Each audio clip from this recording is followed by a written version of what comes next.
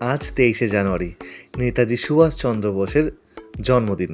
সেই উপলক্ষে মা আর আমি গুটি গুটি পায়ে বেরিয়ে পড়েছিলাম দক্ষিণেশ্বরের উদ্দেশ্যে। স্কাই ওয়ার্ক দিয়ে যেতে যেতেই তোমাদের নজরে পড়বে পূজার ডালার সামগ্রীর দোকান। তবে হ্যাঁ, অনেক দোকানে কিন্তু বন্ধ ছিল, যেহেতু আমি সকাল সকাল গিয়েছিলাম। পরে এগুলো সব ওপেন হয়েছিল। স্কাই ওয়ার্ক দিয়ে নামলেই সামনেই পড়বে সিংহদুয়ার। তারপরে কিছুটা এগিয়ে গেলেই দেখতে পাওয়া যায় মায়ের মন্দির, মন্দিরের চূড়া। সত্যি এখানে এসে মনটা একেবারে শান্তিতে ভরে যায়। ঠাকুরের বাণী যত মত তত পথ, সব কিছু যেন চোখের সামনে ভেসে ওঠে। স্বামীজির এই মূর্তিটা দেখলেই কানে ভেসে আসে ঠাকুরের ডাক, লরেন ও লরেন। লোকমাতা রানী রাসমণির মন্দির এবং তার মূর্তি, তার ঠিক পাশেই রয়েছে নহবতখানা। নহবতখানায় আমাদের মা শ্রী শ্রী সারদা দেবী থাকতেন। তার পাশ দিয়ে বয়ে গেছে গঙ্গা। গঙ্গার পাশে রয়েছে ঠাকুরের সমস্ত শিষ্যদের মূর্তি।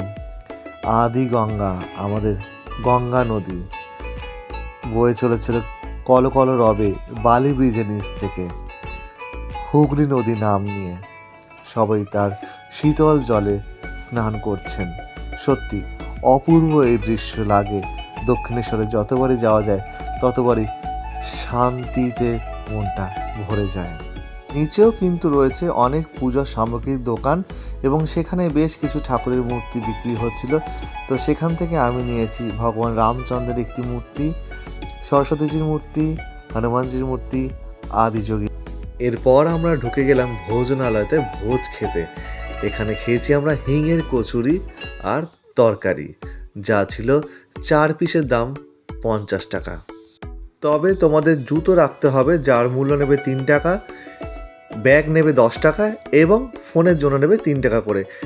সেখান থেকে কুপন নিয়ে তোমরা চলে যাও। যদি এখানে মায়ের ভোগ প্রসাদ তোমরা পেতে চাও, সকাল 9টার মধ্যে পৌঁছতে হবে।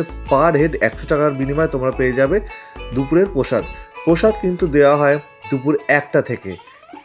সেখানে মোবাইল অ্যালাউ নেই বলে আমি ভিডিও করতে পারিনি। সব মিলে 23শে জানুয়ারি দিনটা আজকে সত্যি খুব ভালো কাটলো আমাদের। আজকের মতন টাটা।